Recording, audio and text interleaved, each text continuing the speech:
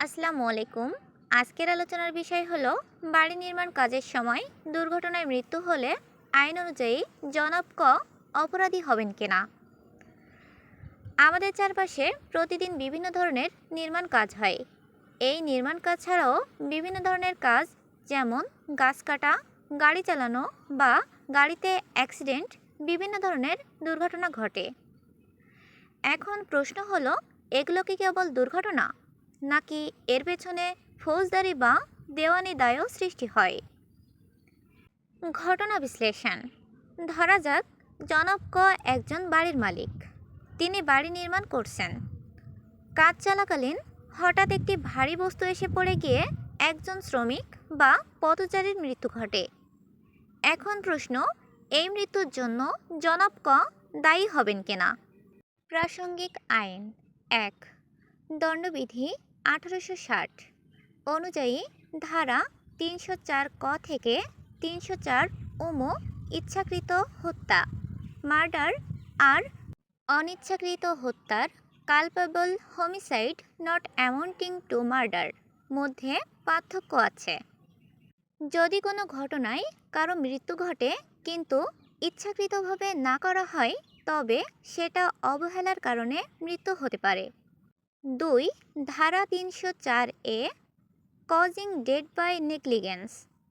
যদি কেউ অবহেলা বা বেপরোয়া কাজের কারণে মৃত্যু ঘটায়, তবে তার বিরুদ্ধে মামলা হবে। এর সর্বোচ্চ শাস্তি হল ৫ বছরের কারাদণ্ড বা জরিমানা বা উভয় দণ্ড। ৩, ধারা ৩৩৬, ৩৩৭, ৩৩৮। বেপরোয়া বা অবহেলাজনিত কাজ করলে যা মানুষের জীবন বা নিরাপত্তাকে ঝুঁকিতে ফেলে, তা অপরাধ। যদি সেই কাজের ফলে আঘাত বা মৃত্যু হয়, শাস্তি আরও বাড়বে।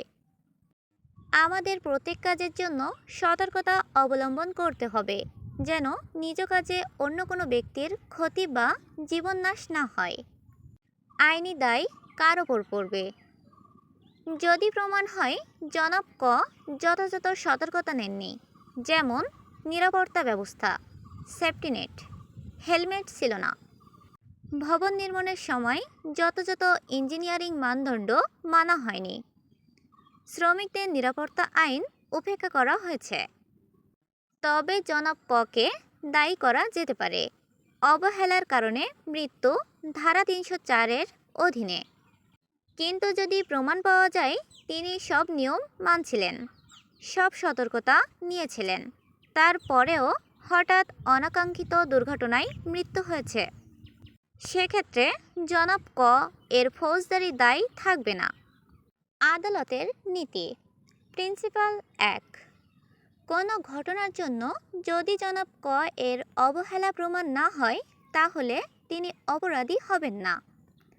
প্রিন্সিপাল ২, দুর্ঘটনা বা অনিবার্য ঘটনা যদি ঘটে, তবে সেটা ফৌজদারি দায় নয়, বরং সিভিল দায়, ক্ষতিপূরণ হতে পারে। প্রিন্সিপাল ৩, সতর্কতা অবলম্বন করা হয়েছিল কিনা আদালত সেটা খুব গুরুত্ব দিয়ে দেখে। দণ্ডবিধি ধারা ৮০ অনুসারে accident in doing lawful act হলে সেটি অপরাধ নয়। আদালতের দৃষ্টিভঙ্গি। আদালত সবসময় মেন্স রিয়াকে অপরাধমূলক মানসিকতা খুঁজে দেখে। যদি ইচ্ছাকৃত হত্যা প্রমাণ হয়, ধারা ৩০২ মার্ডার। যদি অবহেলার কারণে মৃত্যু হয়, ধারা ৩০৪ এ।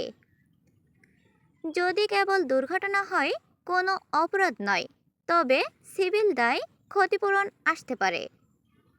এখানে প্রশ্ন আসতে পারে, যদি অনিচ্ছা বা অনাকাঙ্ক্ষিতভাবে কোনো দুর্ঘটনা ঘটে, তবে দেওয়ানি বা সিভিল দায় বা ক্ষতিপূরণের বিষয়টি আসবে কেন? সাধারণভাবে বলতে গেলে, অনিচ্ছাকৃত কোনো কারণে আপনার জন্য কোনো ব্যক্তির যদি ক্ষতি হয়, তবে মানবিক দিক থেকে তার ক্ষতিপূরণ করা আপনার দায়িত্ব বটে। যদি কোনো ব্যক্তির মৃত্যু ঘটে, মানুষের জীবনের মূল্য সর্বোচ্চ কিছুর বিনিময়ে পূরণ করা সম্ভব নয়, তবে উক্ত ব্যক্তির পরিবারে কিছু ক্ষতিপূরণ বা আর্থিক সহায়তা দেওয়া আপনার কর্তব্য। বাস্তব উদাহরণ, বাংলাদেশে বা ভারতীয় উপমহাদেশে প্রায় নির্মাণ কাজের সময় শ্রমিক বা পথচারীর মৃত্যু ঘটে। অনেক ক্ষেত্রে আদালত রায় দিয়েছে, যদি মালিক বা ঠিকাদার নিরাপত্তা মানদণ্ড না মানেন তাহলে ফৌজদারি দায় আরোপ হয়। আর যদি সব নিয়ম মেনে কাজ করা সত্ত্বেও মৃত্যু ঘটে তাহলে সেটা দুর্ঘটনা হিসেবে গণ্য হয়। তাই জনাব ক অপরাধী হবেন কিনা সেটি নির্ভর করবে তিনি অবহেলা করেছেন কিনা। যদি অবহেলা প্রমাণ হয় ধারা ৩০৪ অনুযায়ী দায়ী হবেন। যদি প্রমাণ হয় দুর্ঘটনাটি একেবারে অনিবার্য, তিনি ফৌজদারি দায় থেকে মুক্ত হবেন। তবে সিভিল দায় ক্ষতিপূরণ এড়ানো যাবে না।